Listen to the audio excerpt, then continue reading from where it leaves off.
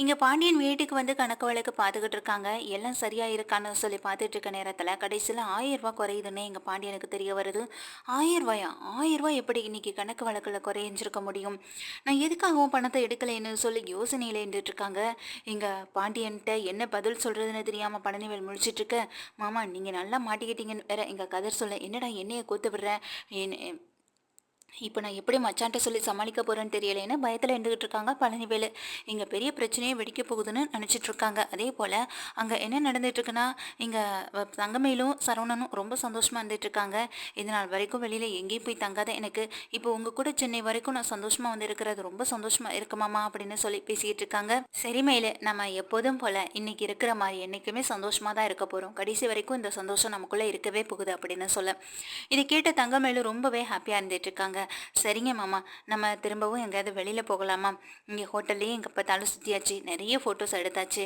நான் வேற இப்போ குரூப் ஆரம்பித்து அதில் ஃபோட்டோ வேற அனுப்பி விட்டுருக்கேன். எல்லாருக்கும் தனித்தனியாக அனுப்புறதுக்கு பதிலாக எங்கள் மாமா, கதிர், செந்தில், தம்பி, அப்புறம் மீனா, ராஜுன்னு எல்லாருக்கும் ஒரே டைமில் எங்கள் ஃபோட்டோ அனுப்புனா அவங்க எல்லாரும் பார்த்துப்பாங்கல்ல அப்படின்னு சொல்ல, சரி மயிலு, நீ உன் ஆசைப்படி விருப்பப்படி பண்ணு, நான் போய் ஃப்ரெஷ் ஆகிட்டு வரேன், நம்ம கிளம்பலாம் அப்படின்னு சொல்லிட்டு இருக்காங்க. சரின்னு சொல்லிட்டு இங்கே தங்கமயிலும் ரெடி ஆகிட்டு இருக்காங்க. இங்கே உள்ளே போகிற சரவணன் குளிச்சுட்டதுக்கு அப்புறமா வர, இங்கே தங்கமயிலும் சரி மாமா அடுத்து நான் போயிட்டு ரெடி ஆகிட்டு வரேன்னு சொல்லி உள்ளே போகிறாங்க. சரின்னு சொல்லி இங்கே தங்கமயிலுக்காக வெயிட் பண்ணிட்டு இருக்காங்க. அப்போ தான் வந்து தங்கமயில் வந்துட்டு, மாமா என்னோட பேக்கில் ஒரு டவல் இருக்கும், அதை எடுத்து தரீங்களான்னு சொல்ல, இருமையில் இதோ எடுத்து தரேன்னு சொல்லி மயிலோட பேக்கை வந்து ஓப்பன் பண்ணி டவலை எடுத்தோடனே கொடுக்குறாங்க. சரி மாமா நான் இன்னும் கொஞ்ச நேரத்தில் வந்துடுறேன்னு சொல்லி உள்ளே ரெடி ஆகிட்டு இருக்காங்க. இப்போ வெளியில் வர சரவணன் பேக்கை க்ளோஸ் பண்ணிவிட்டு நம்ம ரெடியாக இருப்போம், வந்ததோட நம்ம கிளம்ப வேண்டியதான் நினச்சிட்டு அங்கே தங்கமயிலோட பையன் வந்து மூடுறதுக்காக போகிறாங்க. ஆனால் உள்ளே பார்த்தா உள்ளே ஒரு பெரிய நோட்டே இருக்குது. இது என்ன நோட்டு? இதே இதுக்காக தங்கமயில் எப்போ பார்த்தாலும் கையிலே வச்சு சுற்றிட்டு இருக்கான். வீட்டில் தான் ஏதாவது நான் கணக்கு வழக்கு பார்க்குறேன், கணக்கு எழுதுறேன்னு சொல்லி ஏதாவது எழுதிட்டே இருப்பான்.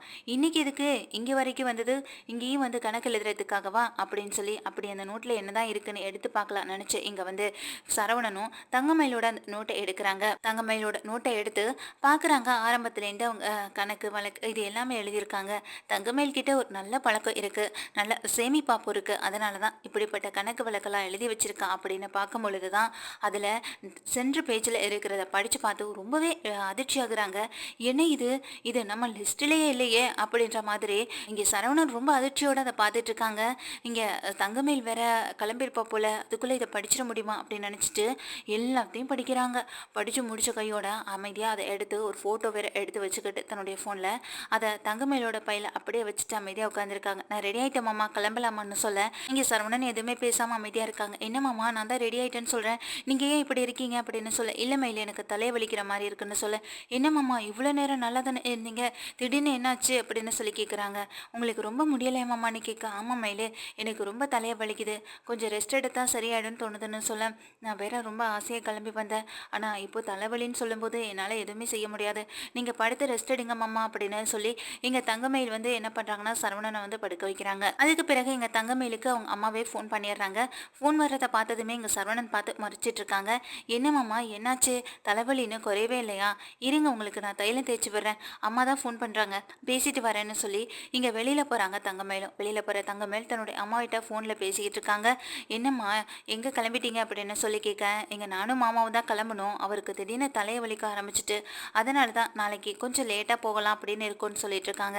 சரி மயிலு நான் சொன்ன மாதிரி உன் வேலையை ஆரம்பிச்சிட்டலன்னு சொல்ல, ஆரம்பிச்சுட்டே இருக்கேம்மா, அவருடைய மனசை கொஞ்சம் கொஞ்சமாக மாற்றிட்டு இருக்கேன், பேசி முழுசாக மாற்றிடுவேன்ற நம்பிக்கை எனக்கு நிறைய வந்துடுச்சுன்னு சொல்ல, அப்படி போட நீ அப்படி செஞ்சால் மட்டும்தான் உனக்கு அந்த குடும்பத்தில் ஒரு மதிப்பு மரியாதைன்னு எல்லாமே கிடைக்கும், அதை முதல்ல ஞாபகம் வச்சுக்கோன்னு சொல்ல, எல்லாம் எனக்கு புரியுதுமா, இங்கேருந்து போகிறதுக்குள்ளே அவருடைய மனசில் நான் மட்டும்தான் இருப்பேன், அவருடைய தம்பிங்களோ இல்லை தங்கச்சியோ அக்காவோ சொல்லிட்டு யாருமே அவங்க மனசில் இடம் பிடிக்காத அளவுக்கு நான் அந்த அளவுக்கு அவர் மனசில் இடத்த பிடிச்சு காட்டுறேன் பாரு அப்படின்னு சொல்லி இங்கே தங்கமயில் ரொம்ப சவாலாக பேசிக்கிட்டு இருக்கேன். இங்கே திரும்பி பார்த்தா பின்னாடி சரவணன் வந்து நிற்கிறாங்க. டக்குன்னு சரவணன் தங்கமயிலுடைய கையில் இருக்க ஃபோனை பிடுங்கி இங்கே பாக்கியத்துக்கிட்ட பேசுகிறாங்க. நான் உங்களுக்கு கொஞ்சம் நேரம் கழித்து கால் பண்ணுறது அப்படின்னு சொல்லி இங்கே டக்குன்னு ஃபோனை கட் பண்ண உடனே மாப்பிள்ளை ரொம்பவே சந்தோஷமாக இருப்பார் போல், அதனால தான் இங்கே தங்கமயில ஒரு நிமிஷம் கூட விட்டு பிரிய முடியாமல் அவர் இறந்துட்டு இருக்காரு. அதான் ஃபோனை கட் பண்ணி தங்கமயிலே கூட்டிகிட்டு போயிட்டார். ஒருவேளை தலைவலி சரியாக இருக்குமோ என்னமோ வெளியில் போகிறாங்கன்னு போல் எங்கள் தங்கமயிலோட அம்மா பாக்கியம் ரொம்ப சந்தோஷமாக இருந்துட்டு இருக்காங்க. இங்கே தரதரன்னு தங்கமயில உள்ளே இழுத்துட்டு போகிறாங்க. உள்ளே இழுத்துட்டு போயிட்டு கீழே தள்ளி கதவையும் சாத்துறாங்க. என்னம்மா ஆச்சு? இவ்வளோ நேரம் அன்பா பாசமாக நடந்துட்டு இருந்தீங்க, இப்போ எதுக்காக என்கிட்ட இப்படி நடந்துக்கிறீங்க அப்படின்னு சொல்லி கீழே விழுந்த தங்கமேல் மேலே கிளம்பி கையை தடவினபடியே நின்றுட்டு இருக்காங்க. என்னாச்சு, வலிக்குதா அப்படின்னு சொல்லி கேட்க, இதை விட எனக்கு எவ்வளோ பலமாக வலிச்சிருக்கும் அப்படின்னு சொல்ல, என்னம்மா சொல்கிறீங்க அப்படின்ற மாதிரி கேட்குறாங்க. அப்போ தான் அந்த நோட்டை எடுத்து காட்டுறாங்க. அந்த நோட்டில் என்னென்ன எழுதியிருக்குன்றது உனக்கும் தெரியும்ல, இப்போ எதுக்கு இந்த நோட்டை இது வரைக்கும் இங்கே எடுத்துகிட்டு வந்த அப்படின்ற மாதிரியே எனக்கு சந்தேகம் இருந்தது. அதனால தான் இந்த நோட்டை எடுத்து நானும் படித்து பார்த்தேன். படித்து பார்த்த பிறகு தானே தெரியுது இதில் யார் யார், அதுவும் முக்கியமாக உங்கள் அம்மாவும் உங்கள் அப்பாவும் எவ்வளவு கடன் வாங்கியிருக்காங்க, யார் யார்கிட்ட கடன் வாங்கியிருக்காங்க, எவ்வளோ கடன் மீதி இருக்குது, எவ்வளோ கடன் கொடுத்துருக்கோம், இனி எவ்வளவு கொடுக்கணும், இப்படி ஏகப்பட்ட லிஸ்ட்டை போட்டு வச்சுருக்கேன்.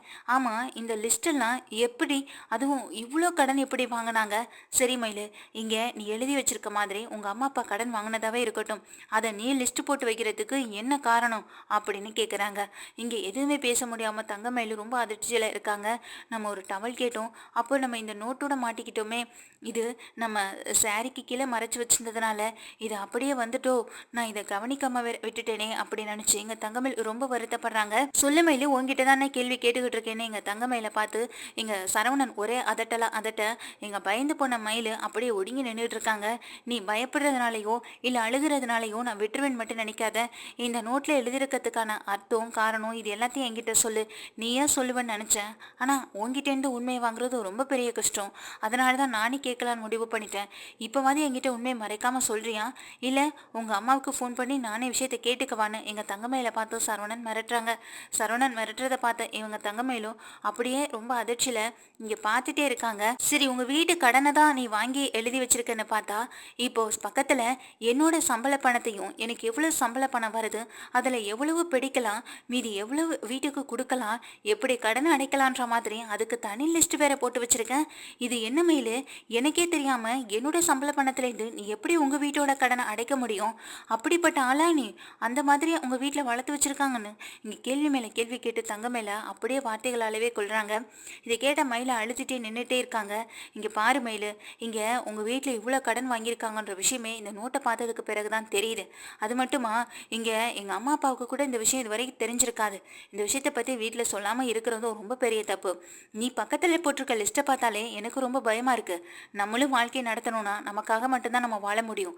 இந்த சம்பாத்தியமே எனக்கு பத்தலை, வேறு வேலை எதுவும் கிடைக்குமா, இல்லை வேறு வேலைக்கு போகலாமா அப்படின்ற ஒரு எண்ணத்தில் நான் இருக்கும்போது நீ என்னோட சம்பள பணத்தை வச்சு உங்கள் குடும்பத்தில் இருக்க மொத்த கடனை அடைக்கணும்னு நினைக்கிறது ரொம்ப பெரிய தப்பு மயிலு.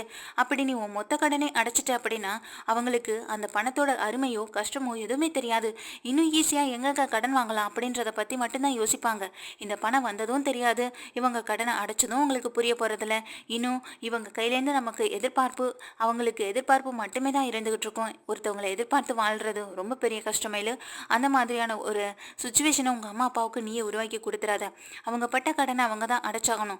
அப்படி அந்த கடன்லையே உனக்கு 80 பவுன் நகையை போட்டு கல்யாணம் பண்ணி கொடுக்குற அளவுக்கு என்ன அவசியம் வந்தது? நாங்கள் யாருமே உங்ககிட்ட வரதட்சணைன்னு சொல்லி எதுவுமே கேட்கல, நகையும் கேட்கல, எதுவுமே கேட்காதப்போ நீ பண்ணது ரொம்ப பெரிய தப்பு மயிலு அப்படின்னு சொல்லி இங்கே தங்க மயில கண்டிக்க, என்னம்மா சும்மா நான் பண்ணது தப்புன்னு என்னையே சொல்லிட்டு இருக்கீங்க? ஏதோ எங்கள் குடும்பம் நல்லா இருந்தாங்க, சின்ன ஒரு காரணத்தால் இப்படி சரிக்கு கீழே விழுற நிலைமைக்கு வந்துட்டாங்க. இப்போ அந்த கடனை அடைக்க முடியாமல் நானும் சரி எங்கள் குடும்பத்தில் இருக்கவங்களும் சரி ரொம்ப கஷ்டப்பட்டுட்டு இருக்கோம். நீங்கள் என்னோட மாமா தானே, உங்களோட சம்பள பணம் நமக்காக தானே இருக்குது, அதில் நான் எடுத்து செலவு பண்ணக்கூடாதான்னு சொல்ல, கண்டிப்பாக பண்ணலாம் மயிலு. நம்மளுக்கு தேவை செலவு இதெல்லாம் இருக்க போக மீதி இருக்கிற பணத்தை வச்சு நம்ம கொஞ்சம் நமக்குன்னு சேவிங்ஸ் போட்டது போக அதுக்கப்புறம் பணம் இருக்கா இல்லையான்னு பார்த்துக்கிட்டு தான் தேவைக்கு ஏற்றபடி தான் மற்றவங்களுக்கும் உதவி பண்ண முடியும். நம்மள்ட்ட இருக்கிற பணம் எல்லாத்தையுமே அள்ளி கொடுத்துட்டா அப்போ நமக்கு உதவுறதுக்கு யார் இருப்பா அப்படின்னு சொல்லி கேட்குறாங்க. என்னம்மாம்மா நீங்கள் இப்படியெல்லாம் பேசுகிறீங்கன்னு சொல்ல, நீ என்ன பற்றி வேணாலும் நினச்சிக்கோ மயில், ஆனால் நான் சொல்கிறதெல்லாம் உண்மை தானே. நமக்குன்னு சேவிங்ஸ் இருக்கணும்ல. அடுத்து நமக்குன்னு ஒரு குழந்தை வரும்பொழுது அந்த குழந்தைய படிப்பு செலவெல்லாம் நம்ம தான் பார்த்தாகணும். அப்போ கூட அப்பா கிட்ட கை கட்டி போய் நின்றுட்டுருக்க முடியுமான்னு சொல்லி கேட்க, இப்போ இதை மட்டும் என்கிட்ட பேசுகிறீங்கள மாமா, அப்புறம் எதுக்காக சம்பள பணம் எல்லாத்தையுமே கொண்டு போய் அங்கே கொடுக்குறீங்க? இனிமேல் அது நம்ம கைக்கு தான் வந்தாகணும்னு சொல்லி உங்ககிட்ட கேட்கலான்னு இருந்தேன். இப்போ குழந்தைய பற்றின பேச்சு வேறு வந்ததுக்கப்புறம் அதை பற்றி பேசாமல் இருக்கிறது ரொம்ப பெரிய தப்பு. நீங்கள் சொல்கிற மாதிரியே நமக்குன்னு ஒரு குழந்தை வரும்பொழுது அந்த குழந்தைக்காக நம்ம செய்கிறது ஒன்றுமே நம்ம தான் செஞ்சாகணும். அதுக்காக விஷயத்துக்காக ஒவ்வொரு விஷயத்துக்காகவும் உங்கள் அப்பா கிட்ட கை கட்டி போய் நின்று என் பிள்ளைக்கு நான் அது வாங்கணும் இது வாங்கணும்னு சொல்லி நீங்கள் 100 200 ரூபாய்க்கு போய் அவங்க முன்னாடி நின்றுட்டு இருக்க முடியுமா? அதனால் நான் சொல்கிறத மட்டும் செய்யுங்க. இனிமேல் சம்பள பணத்தை நீங்களே வச்சுக்கோங்கன்னு சொல்ல, நீ சொல்கிறதெல்லாம் சரிதான், ஆனால் இந்த சம்பளத்து பணத்தை வச்சு இப்படி பேசி என் மனசை மாற்றி இப்படி பேசி என்னோட மனசை மாற்றி என்கிட்ட இருந்து பணத்தை மட்டும் நீ எடுத்து உங்கள் வீட்டில் கொண்டு போய் கொடுக்குறதோ அந்த கடனை அடைக்கணுன்ற ஒரு எண்ணமோ உனக்கு இனிமேல் வரக்கூடாது. நீ சொல்கிற மாதிரி நான் சேவிங்ஸ் பண்ணணும்னு தான் ஆசை. அதோட அருமை இப்போ என்னென்னு தான் எனக்கு புரியுது. அதுவும் இந்த ஹோட்டலில் வந்து பணம் இல்லைன்னு கஷ்டப்படும் போது தானே எனக்கு அதோட அருமை என்னென்னு புரியுது. இனிமேல் நான் என்ன பண்ணணுன்றது எனக்கு தெரியும். என்னுடைய அக்கௌண்ட்டில் நான் இனிமேல் சேவிங்ஸ் பண்ணிக்கிறேன் மயிலன்னு சொல்ல, அக்கௌண்ட்லாம் அப்படின்ற மாதிரி சொல்ல, இதை கேட்ட சரவணன் சொல்கிறாங்க, எல்லாம் எனக்கு தெரியும் மயிலு, நீ சொல்லி கொடுத்து செய்கிற அளவுக்கெல்லாம் எனக்கு எதுவுமே தெரியாதுன்னு மட்டும் நினச்சிட்டு இருக்காத. எல்லாம் எனக்கு தெரியும். இனிமேல் அப்பா கிட்ட எவ்வளோ பணம் கொடுக்கணும், நமக்கான சேவிங்ஸ் எவ்வளவு இருக்கணுன்றதை நானே முடிவு பண்ணிக்கிறேன் அப்படின்னு எங்கள் தங்கமேல பார்த்து அதிரடியாக சொல்ல, அது மட்டும் இல்லாமல் வீட்டுக்கு போன கையோட உங்கள் ஒட்டுமொத்த கடனை அடைக்கிறதுக்கு நானே ஒரு ஏற்பாடு பண்ணுறேன்னு சொல்ல, என்ன ஏற்பாடு மாமான்னு எங்கள் தங்கமேலு சரவணனை பார்த்து கேட்குறாங்க. அதுக்கு இங்கே சரவணன் சொல்கிறாங்க, 80 பவுன் நகையை மொத்தமாக உங்கள் அப்பா அவன் உனக்காக தூக்கி கொடுத்தாங்கல்ல, இப்போ ரெண்டாவதாக சுடர் வேற இருக்கா, சுடருக்கும் அவங்க கல்யாணம் பண்ணணும், இருக்கிற கடனையும் அடைக்கணும்னா எப்படி முடியும்? இந்த 80 பவுன் நகையும் லாக்கரில் இருந்து கொண்டு போய் அவங்கக்கிட்டே கொடுத்துருவோம், அந்த நகையை வச்சு மொத்த கடனையும் அடைச்சிருவாங்கல்ல அப்படின்னு சொல்லி கேட்குறாங்க. இருந்தாலும் எனக்கு நம்பிக்கை இல்லை மயிலு, பேசாமல் நம்மளே அதை கொண்டு அடைவு வச்சு மொத்த கடனையும் அடைக்கிறது சரிதான் தோணுது. அப்போ தான் என் மனசில் இருக்க பாரமும் குறையும், நிம்மதியாகவும் இருக்கும். இப்படியும் அம்மா அப்பாவை கடனில் தள்ளி விட்டுட்டு உன்னை சந்தோஷமாக கூட்டிகிட்டு வந்து நான் இங்கே வந்து சந்தோஷமாக இருக்கிறதே என் மனசுக்கு சரியாக தோணலை. முக்கியமாக உங்ககிட்ட நான் நகையே கேட்காதப்போ 80 பவுன் நகையை நீங்கள் போட்டு கல்யாணம் பண்ணி கொடுத்துட்டு உங்கள் வீட்டில் இவ்வளோ கஷ்டப்படுறாங்கன்னா அது எங்கள் வீட்டில் இருக்கிறவங்களாலே ஏற்றுக்கவும் முடியாது. பேசாமல் ஊருக்கு போன கையோட அது என் கையாலேயே பணமாக கொண்டு போய் அவங்க கையில் கொடுத்து அந்த கடனை அடைக்க சொன்னாதான் மயில என் மனசும் நிம்மதியாக இருக்கும் அப்படின்னு சொல்கிறாங்க. இது கேட்ட மயில அதிர்ந்து போய் நின்றுட்டு இருக்காங்க. நம்ம பண்ண ஒரு சின்ன தவறால் இப்போ இவர் எடுத்திருக்க முடிவு ரொம்ப பெரிய முடிவாக இருக்குது. இது எப்படி நம்ம வீட்டில் இருக்கிறவங்க தாங்கிப்பாங்க, ஒருவேளை வீட்டில் உள்ளவங்களுக்கு விஷயம் தெரிஞ்சால் என்ன ஆகுறது அப்படின்னு பல குழப்பங்களில் எங்கள் தங்கமேல இருந்துகிட்டு இருக்காங்க. தங்கமேல் கிட்ட அதிரடியாக சொன்ன எங்கள் சரவணனும், உண்மையிலேயே இதெல்லாம் பார்த்ததுக்கு பிறகு எனக்கு தலையே சுத்த ஆரம்பிச்சிடுச்சு, நான் கொஞ்ச நேரம் படுத்து ரெஸ்ட் எடுக்கிறேன். உன் மேலே கோவம் இருந்ததெல்லாம் உண்மைதான், ஆனால் அதுக்காக அதை நீ தப்பாக நினச்சிக்காத. என்கிட்ட எப்போதுமே எல்லா விஷயத்தையும் உண்மையை மறைக்காமல் சொல்கிற நீ எந்த விஷயத்தையும் சொல்லியிருக்கலாம். இது நீ சொல்லாமல் இருக்கிறதுக்கு பின்னாடி காரணம் என்னவா இருக்குன்னு என்னால் புரிஞ்சுக்க முடியுது. ஆனால் இதுக்கப்புறமும் என்கிட்ட எந்த ஒளிவு மறைவும் இல்லாமல் எல்லா விஷயத்தையும் சொல்லிடுமையில. அப்படி நீ என்கிட்ட ஏதாவது மறைக்கிற மாதிரி இருந்துச்சுன்னா, இல்லை மறைச்சேன்னு மட்டும் எனக்கு தெரிஞ்சதுன்னா, அதுக்கப்புறம் எனக்கு கோவம் அதிகமாக வரும். அது நான் உங்ககிட்ட காட்டினதில்லை. ஏன் எங்கள் குடும்பத்தில் இது நாள் வரைக்கும் என்னை கோவப்படுத்தி பார்த்தது கிடையாது. ஏன்னா கோவப்பட்டா நான் எப்படி மாறுவேன்னு எங்கள் அப்பாவுக்கும் அம்மாவுக்கும் தான் தெரியும். என் தம்பிங்களுக்கு கூட தெரியாது. அவங்க பிறந்ததுக்கு பிறகுலேருந்து தான் நான் என்னோட கோவத்தை கொஞ்சமாக குறைச்சி இப்போ ஓரளவு நல்ல நிலைமையில் இருந்துகிட்டு இருக்கேன். அதனால் நான் சொன்னதை மட்டும் நினைவில் வச்சுக்கோமேலுன்னு சொல்லி இங்கே அப்படியே மிரட்டியபடியே சரவணன் சொல்ல, இதை கேட்ட தங்கமேலும் சரிங்க மாமான்ற மாதிரி தலையாட்டிகிட்டே நின்றுட்டு இருக்காங்க. இங்கே சரவணனா அதுக்கு பிறகு படுத்து தூங்க, இந்த விஷயத்த வீட்டில் சொல்லலாமா வேணாமா, என்ன பிரச்சனையாகும் என்ன எதுன்னு தெரியலையே, நகையை வேற கேட்குறாரு. இப்படி நகையை கொண்டு போய் கொடுத்தாலோ இல்லை இவரே போய் அடகு வச்சாலோ பிரச்சனை வளரத்தான் செய்யும், அது தீந்த பாடு இருக்காது. இப்போ உண்மையை வேற சொல்லிடுங்கிறாரு. பிசாமா அது முழுக்க முழுக்க கவரிங்கிற உண்மையை மாமா கிட்ட நம்மளே நம்ம வாயால் சொல்லிடுவோமா அப்படின்னு அந்த பதட்டத்திலையும் யோசனையிலையும் தங்கமேலே இருந்துட்டு இருக்காங்க.